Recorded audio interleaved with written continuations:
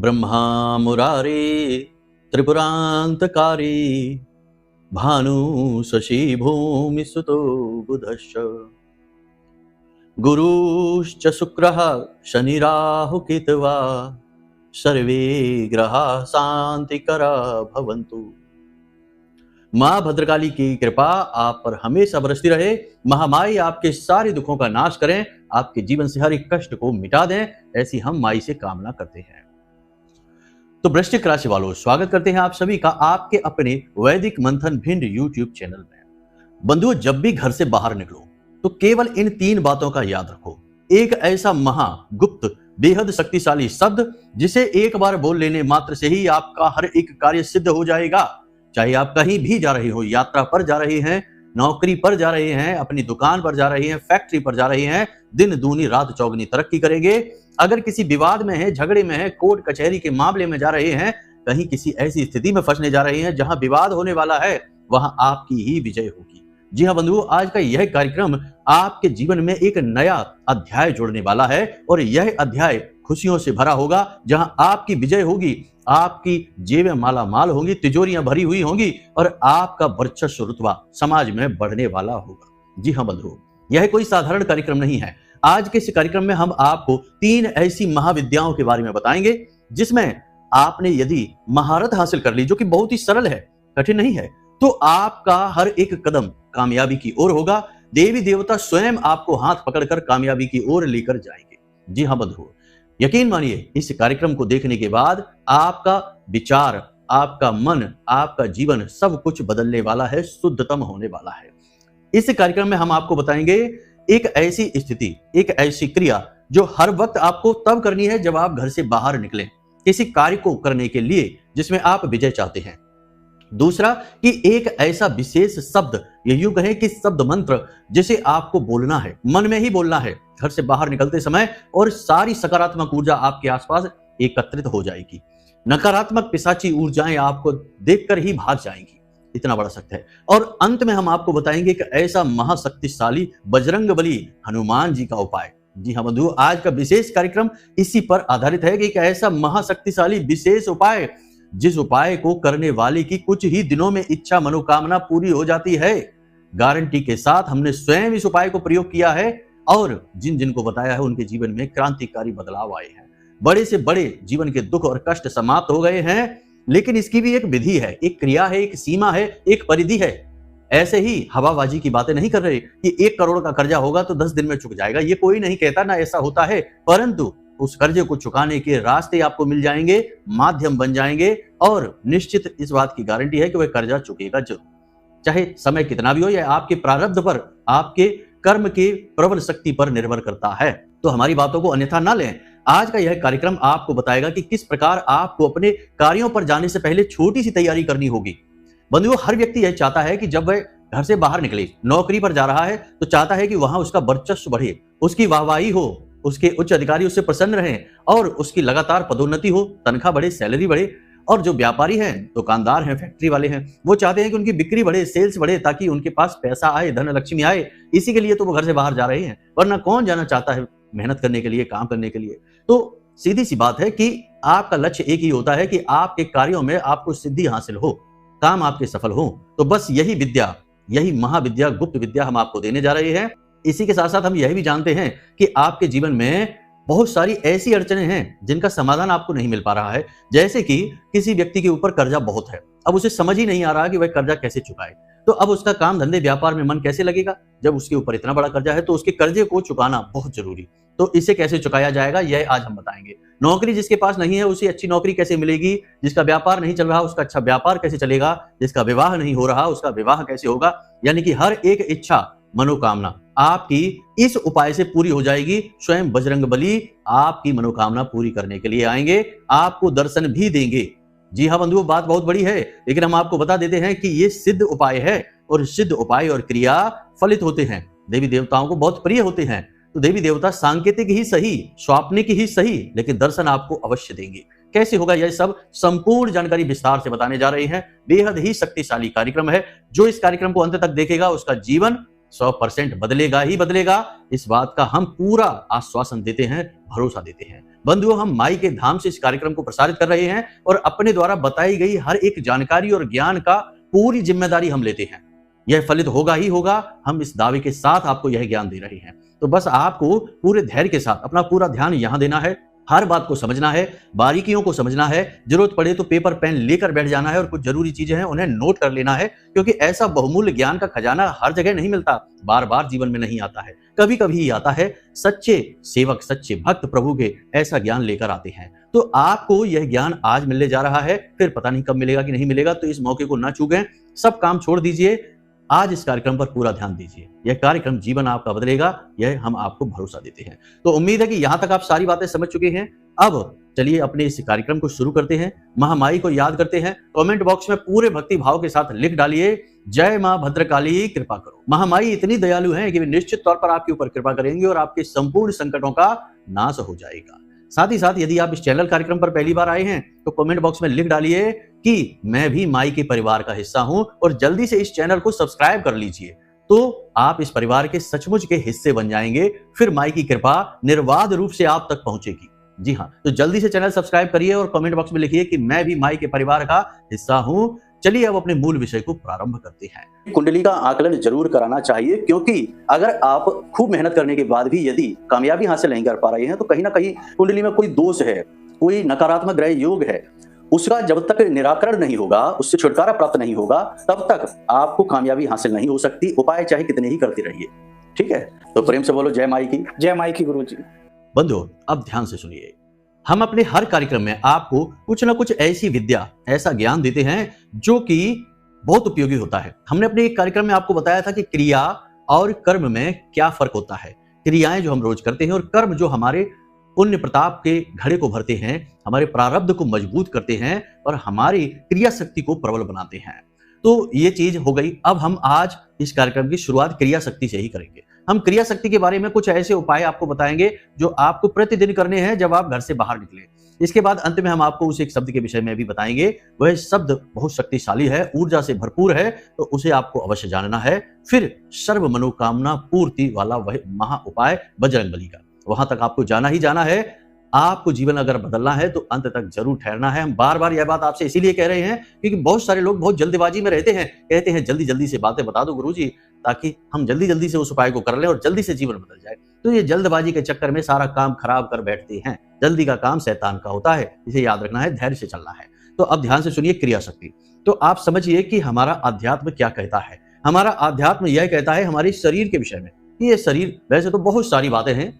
श्रीमद् भागवतम में शरीर को रथ कहा गया है, मन को सारथी कहा गया है, बुद्धि को इसका मालिक कहा गया है, 10 इंद्रियों को घोड़े कहा गया है। सुखदेव जी ने परीक्षित जी को समझाया, बहुत अच्छी तरह से व्याख्यान दिया, वह एक अलग विषय है। लेकिन बहुत सारी जगहों पर इसके विषय में और गहराई से अध्ययन किए गए हैं ऋषि मुनियों के द्वारा।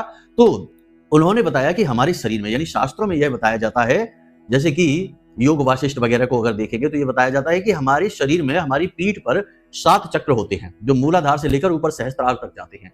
इन 7 चक्रों में ऊर्जा प्रवाहित होती है और यह ऊर्जा प्रवाहित होती है 3 नाड़ियों की वजह से। एक नाड़ी है ईड़ा, दूसरी है पिंगला और बीच में है सुषुम्ना नाड़ी। सुषुम्ना नाड़ी में यह ऊर्जा प्रवाहित होती है, ईड़ा पिंगला ऐसे गोल आकार में इस ऊर्जा को लेकर जाती है। बंधुओं, बारीकी से समझना, हर बात को बहुत गहराई से समझा रहे हैं हम। ये हमारे अपने अनुभव भी हैं कि ऊर्जा किस प्रकार ऊपर चढ़ती है, मन मस्तिष्क तक पहुंचती है और ईश्वर से मिलवाती है आपकी कुंडलिनी शक्ति। तो बंधुओं, यहां पर हम कहना यह चाहते हैं कि आपकी नासिका के माध्यम से यह पता चलता है कि आपकी ईड़ा और पिंगला, यानी ईड़ा सूर्य है और पिंगला चंद्र नाड़ी है। तो चंद्र नाड़ी या सूर्य नाड़ी प्रबल है तो उस हिसाब से आप अपने जीवन के कार्यों को सफल बनाने के लिए छोटे छोटे कदम ले सकते हैं। इससे आपकी सकारात्मक ऊर्जा प्रबल होगी और आपकी कामयाबी के जो चांस हैं, जो अवसर हैं, वो बढ़ जाएंगे। ये जांचे परखे प्रयोग हैं। तो ध्यान से देखिए कि अगर आपकी ये 2 नासिका पुट हैं, इनमें से यदि दाहिने तरफ के नासिका पुट से श्वास बाहर आ रही है तो आपका सूर्य स्वर चल रहा है। सूर्य स्वर जब चलता है तो हम कहीं जब जाते हैं शुभ कार्य करने के लिए तो अपना दाहिना पैर बाहर निकालते हैं, यानी पहले अपना दाहिना कदम आगे बढ़ाते हैं।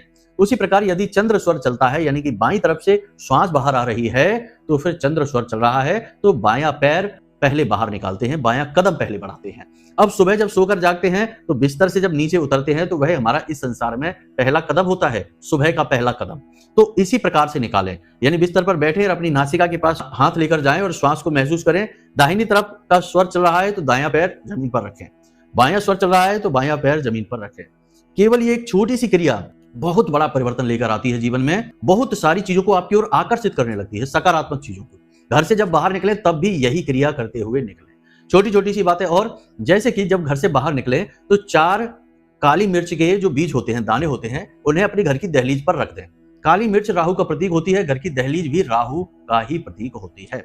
अब काली मिर्च का दमन यदि आप कर देंगे दहलीज पर तो राहु आपका पॉजिटिव हो जाता है, यह ज्योतिष शास्त्र कहता है। तो आपको क्या करना है कि काली मिर्च के बीज अपने घर की दहलीज पर रख देने हैं। अब अपनी नासिका पुट का ध्यान रखना है। शुरुआत में थोड़ी सी आपको अभ्यास की जरूरत है, बाद में ये चीजें अपने आप आपके शरीर के द्वारा होने लगेंगी। तो अपनी नासिका पुट का ध्यान देना है। यदि दाहिना स्वर चल रहा है तो दाएं पैर से उन काली मिर्च के बीजों को मसल दें, यानी तोड़ दें, और सीधे घर से बाहर निकल जाएं। ये कार्य सिद्धि का बहुत बड़ा फॉर्मूला है। जिसके पास भी ये फॉर्मूला है उसके काम बनते ही बनते हैं। अब दूसरा यह है कि अपनी जेब में हमेशा लौंग का एक जोड़ा रखकर निकलना है, एक सफेद रुमाल रखकर निकलना है। सफेद रुमाल जो है वो कार्य सिद्धि की गारंटी होता है। आप अक्सर देखेंगे कि रुमाल सफेद रंग के ही क्यों होते हैं। अब तो खैर ये दुनिया अतरंगी हो गई है तो तमाम रंग बिरंगे भी आने लगे हैं, लेकिन मूल जो रंग है रुमाल का वह सफेद ही होता है। क्यों होता है सफेद? सफेद रंग शुक्र का प्रतीक होता है और शुक्र सफलता की गारंटी होता है। तो आप अपनी जेब में सफेद रुमाल अवश्य रखेंगे और उसे मैला नहीं करेंगे, प्रयोग नहीं करेंगे, और अपनी जेब में लौंग का एक जोड़ा रखकर निकलेंगे जब भी घर से बाहर निकलेंगे। उसके बाद जब आप अपना काम समाप्त करके, यानी अपनी दुकान वगैरह बढ़ाकर बंद करके अपनी नौकरी से वापस आ रहे हैं, ड्यूटी से, तो घर में जब प्रवेश करें तो लौंग के जोड़े को अपनी जेब से निकालें और अपने बाएं कंधे से पीछे की ओर फेंक दें, मुड़कर ना देखें और सीधे घर में प्रवेश कर जाएं। इससे क्या होता है, लौंग के अंदर नकारात्मक ऊर्जाओं को या किसी भी प्रकार की ऊर्जाओं को अपने अंदर कैद कर लेने की क्षमता होती है। याद रखना कि घर से बाहर आप जैसे ही निकलते हैं तो दुनिया भर की नकारात्मक ऊर्जाएं आपके आसपास एकत्रित होने लगती हैं। बाहर संसार जो है वो पूर्ण रूप से नकारात्मक ऊर्जाओं से लबालब भरा हुआ है। आप कितनी भी कोशिश करेंगे चाहकर भी इन नकारात्मक ऊर्जाओं से बच नहीं सकते हैं। तो इनसे बचने के लिए आपको अपना रक्षा कवच लेकर चलना है। लौंग का एक जोड़ा आपके लिए वही कार्य करेगा। जब भी कोई नकारात्मक ऊर्जा आपके पास आएगी, किसी की नजर, किसी का टोना टोटका, कोई पैशाचिक शक्ति आपके आसपास आएगी, वह भाग जाएगी। तो ये क्रियाएं हैं, छोटी छोटी क्रियाएं हैं, इनको आप जरूर करें, प्रतिदिन करें। घर के अंदर जब आप आते हैं बाहर से तो अपने कमरे में जाने से पहले बाथरूम में जाकर अपने हाथ पैर मुंह जरूर धोया करें, क्योंकि जो नकारात्मक ऊर्जा का प्रभाव होता है वह हमारे हाथ पैर से ही प्रारंभ होता है। तो ये शास्त्रीय पद्धतियां हैं, इनका पालन जरूर करना है। पुराने जमाने में लोग यही करते थे।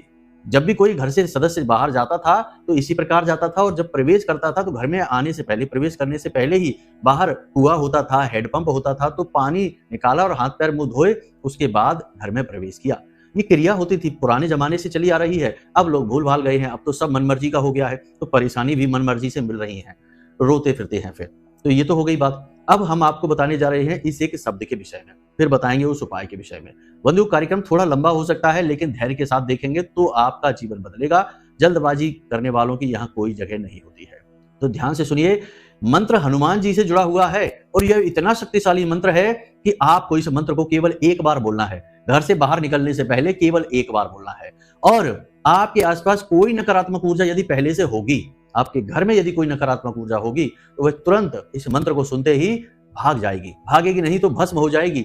याद रखना कि हनुमान जी जो हैं एक शत्रुनाशक हैं, विघ्नहर्ता हैं, मनोकामना पूर्ति करने वाले देवता हैं, इसीलिए इन्हें मनसा पूर्ण भी कहा जाता है। तो आप इनकी शक्ति को आप जानते ही हैं, बताने की आवश्यकता नहीं है। सूर्य को क्या दीपक दिखाएं। तो आप इस मंत्र को ध्यान से सुनिए। मंत्र आपके मोबाइल की स्क्रीन पर भी दिखाई दे रहा है, इसे अच्छी तरीके से समझ लीजिए, हम आपको बोलकर बताते हैं। ओम दक्षिण मुखाय पंचमुख हनुमते कराल बदनाय नरसिम्हा ओम ह्राम ह्रीम ह्रूम ह्रैम ह्रौम ह्रः सकल भूत प्रेत दमनाय स्वाहा। ये मंत्र है। इस मंत्र को आपको केवल एक बार बोलना है, एक बार बस। ये सिद्ध मंत्र है, शक्तिशाली मंत्र है और नकारात्मक ऊर्जाओं का दमन करने वाला मंत्र है। एक बात याद रखना कि यह 2025 पूरा वर्ष मंगल को समर्पित है और मंगल के मालिक हैं हनुमान जी, यानी कि यह पूरा वर्ष हनुमान जी को समर्पित है। तो जो हनुमान जी की शरण में जाएगा उसका तो बेड़ा पार होना ही होना है, ये बात मानकर चलिए। अब ये नहीं है कि दल बदलू बन जाएं। आज पूज रहे हैं शंकर जी को, कल पहुंच गए हनुमान जी के पास और शंकर जी को भूल ही गए। आज पूज रहे हैं महामाई को और हनुमान जी का किसी ने बता दिया तो पहुंच गए हनुमान जी के पास और महामाई को भूल ही गए। नहीं, ऐसा नहीं करना है। ये व्यवस्था बहुत खराब होती है, लालच की व्यवस्था है, ये नहीं करना है। किसी विशेष मनोकामना पूर्ति के लिए किसी विशेष देवता को ध्याना, उनका स्मरण करना, उनका पूजा पाठ अनुष्ठान करना अलग बात, परंतु हम जिनका लंबे समय से पूजन करते चले आ रहे हैं उनको अनदेखी कर देना, उनको छोड़ देना या उनकी पूजा पाठ ना करना, ये महापाप है। ऐसी मूर्खता मत करना। कागभूषुंडी को इसी मूर्खता की वजह से स्वयं शंकर जी जो उनके आराध्य थे, उन्होंने ही 1000 जन्म लेने का, यानी कि 1000 योनियों में जाकर जन्म लेने का श्राप दे दिया था।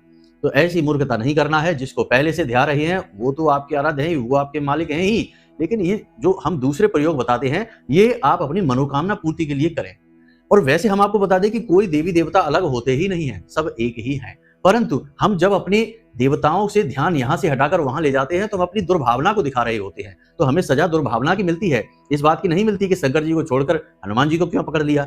हनुमान जी शंकर जी कोई अलग अलग तो है नहीं, वो तो एक ही है। शंकर सुवन केसरी नंदन, तेज प्रताप महाजगवंदन, तो अलग अलग तो है नहीं। लेकिन यहाँ पर हमें जो सजा मिलेगी, जो हमारी गलती होगी, वो होगी हमारी दुर्भावना कि हमने भेद किया। जो भेद करेगा वो पापी होगा, उसे सजा मिलेगी। तो भेद नहीं करना है, बस भाव बनाकर रखना है। आप भाव से कामना पूर्ति हेतु करें पूजा और अपने जो आराध्य हैं उन्हें ना छोड़ें। देखो हमारी बातों को समझने की कोशिश करिए। हम जो कहते हैं वो अनुभव से कहते हैं और जो हमने जाना है महामाई की शरण में जाकर उस ज्ञान के आधार पर कहते हैं। तो ये बातें ठोस हैं, ज्ञान से परिपूर्ण है। यहाँ आपको मिलावटी ज्ञान नहीं कि सुना सुनाया ज्ञान हमने यहाँ से वहां से सुन के किसी का पकड़ा दिया आपको, नहीं। ये हमारा अपना अनुभव का ज्ञान है। हमने महामाई की शरण में जाकर जो प्राप्त किया, जो महामाई ने हमें अनुभव दिए, जो अनुभूतियां दी, उनसे जो हमें प्राप्त हुआ वही आपको बताते हैं।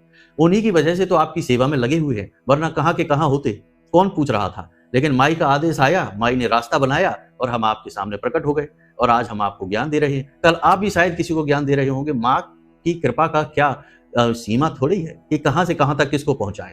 खैर ये तो बात हो गई शास्त्र की, माई की, ईश्वर की, भक्त की और भगवान की।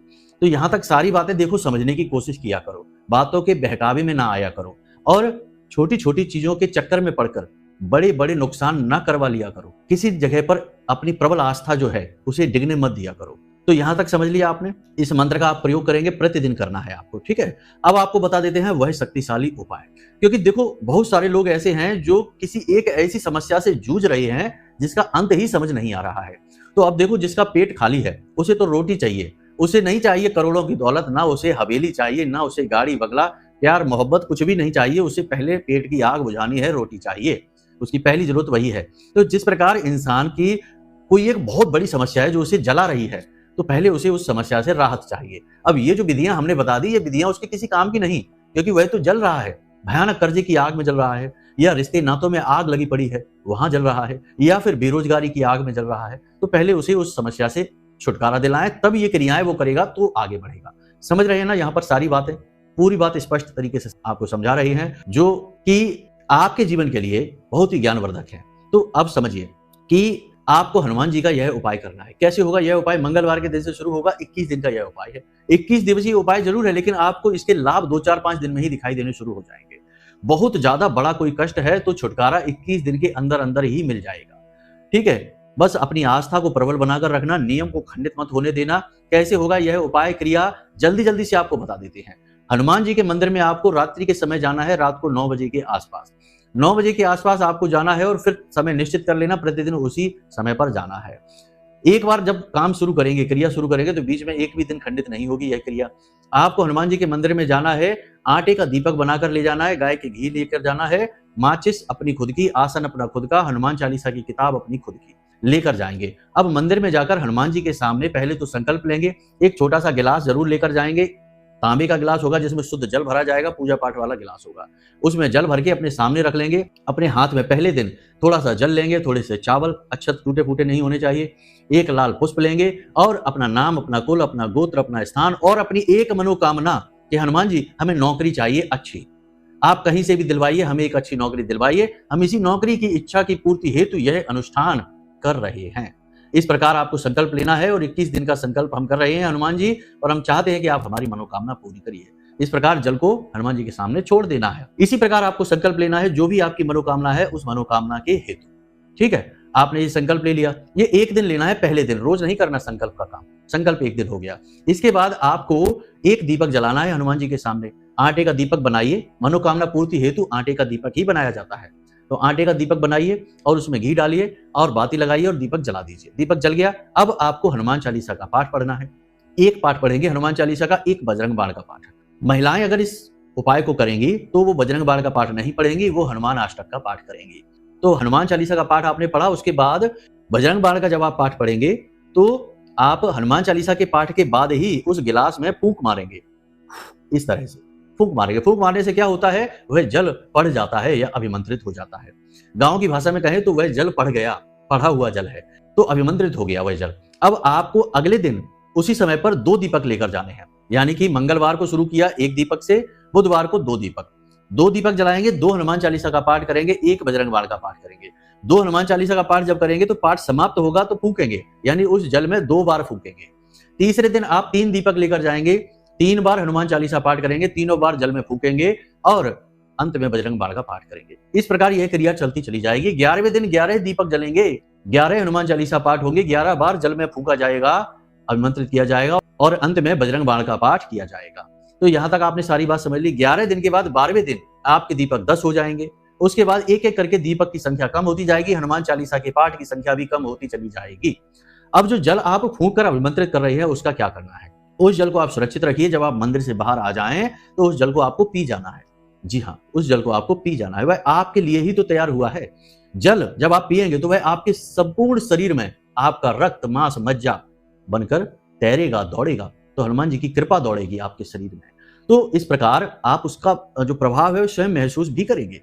तो इस क्रिया को आपको करना है और 21वें दिन जाकर 1 दीपक रह जाएगा, 1 बार जल अभिमंत्रित होगा और 1 बार हनुमान चालीसा और बजरंग बाण का पाठ किया जाएगा। इस प्रकार 21 दिन की क्रिया है। इस क्रिया को खंडित नहीं होने देना है किसी भी हालत में। इसके बारे में प्रचार नहीं करना है, लोगों को बताना नहीं है कि हम ये क्रिया कर रहे हैं, किसी से भी नहीं बताना है। कोई पूछे तो बस टाल देना है बात को कि हाँ ऐसे ही कर रहे हैं, कुछ भी कह देना, लेकिन अपना मूल जो विषय है उसे नहीं बता देना है। एक तो खास बात ये हो गई। दूसरा ये है कि जब आप 21 दिन की यह क्रिया कर रहे हो तो कोशिश करें कि जमीन पर शयन करें, पूर्ण ब्रह्मचर्य का पालन करें, जुआ, शराब, परस्त्री गमन और उल्टे सीधे व्यभिचार के बारे में तो सोचें भी नहीं। अगर तंबाकू खाते हैं तो उसे ना खाएं, धूम्रपान करते हैं तो ना करें, किसी भी प्रकार का नशा आप ना करें। कोशिश तो यह भी करें कि चाय कॉफी यदि पीते हैं तो उसे भी छोड़ दें। नहीं बनता तो कोई बात नहीं, 1 आध कप चाय पी सकते हैं हनुमान जी से क्षमा याचना करने के बाद। किसी भी देवी देवता से जब हम क्षमा याचना करते हैं तो अपने दाहिने कान को स्पर्श करते हैं, क्योंकि हमारा जो दाहिना कर्ण होता है वह पवित्र होता है। तो उसे जब हम स्पर्श करते हैं तो हम असल में देवता के चरण स्पर्श करने जैसा भाव उत्पन्न करते हैं। आपने देखा होगा कि कई सिद्ध पुरुष हैं, जब कुछ कहते हैं, देवी देवता का नाम भी लेते हैं, तो अपने कान को स्पर्श जरूर करते हैं, क्योंकि देवी देवता के जो है ना मान सम्मान में कहीं कोई कमी ना आ जाए, क्योंकि उनका भाव बहुत गहराई से जुड़ा हुआ है। तो आपको भी यही करना है कि बजरंगबली 1 कप चाय पी रहे हैं, पी लेने दीजिए। बजरंगबली मना थोड़ी करेंगे, पी लेना है, लेकिन गलत काम नहीं, इससे आगे कुछ भी नहीं। ठीक है, क्षमा एक सीमा तक ही होती है। तो यहां तक आपने सारी बातें समझ ली हैं। इस क्रिया को, उपाय को कैसे करना है। अब थोड़ा सा मन के बारे में समझ लिए। नकारात्मक विचार मन में नहीं लाने हैं, झूठ किसी से नहीं बोलना है, किसी को सताना नहीं है, महिलाओं का अपमान नहीं करना है और अपनी वाणी पूरी तरीके से नियंत्रित रखनी है, संतुलित रखनी है और मन को जितना हो सके उतना पॉजिटिव रखना है, सकारात्मक रखना है। हनुमान जी के बारे में विचार करते रहना है, मन में उनके बारे में सोचते रहना है, उनका नाम स्मरण, उनके बारे में जो भजन है उनके वो सुनते रहें, मन का शुद्धिकरण रखें, चित्त शुद्ध रखें। यहां तक सारी क्रिया आपको करनी है। जब आप इस क्रिया को करेंगे आप इसका प्रभाव खुद महसूस करेंगे। बड़े से बड़े, कठिन से कठिन काम लोगों के हमने सिर्फ 2, 4, 5 दिन में ही बनते देखे हैं। याद रखना कि जो काम हमारे लिए कठिन है, जो काम हमारे लिए मुश्किल है इस संसार में, दिव्य शक्तियों के लिए वो काम ही नहीं है। वो तो उनके लिए चुटकी बजाने जैसा भी नहीं है, क्योंकि ये सारा संसार उन्हीं ने तो बनाया है, हम सब उनके ही बनाए हुए तो हैं। तो समझिए, ये इस तरह कार्य करती हैं चीजें। तो यहां तक सारी बातें हमने आपको स्पष्ट तरीके से समझा दी हैं। अब भी यदि कोई प्रश्न आपके मन में उठे तो नंबर हमने वीडियो में दे रखा है। जब भी हमें फोन करें तो वीडियो से ही नंबर लें, कहीं इधर उधर से नंबर ना ले लें, वरना आपके साथ धोखा हो सकता है। तो आप नंबर वीडियो से लें और हमें फोन करें, अपनी शंकाओं का समाधान प्राप्त करें। यदि कुंडली का विश्लेषण कराना है तो भी आप वीडियो में दिए गए नंबर पर ही फोन करें, 10 बजे से लेकर शाम को 4 बजे के बीच में। इसके बाद ना करें, क्योंकि फिर हम व्यस्त हो जाते हैं, बालक जो माँ की सेवा में बैठे हैं वो भी व्यस्त हो जाते हैं, तो फिर फोन नहीं उठ पाएगा।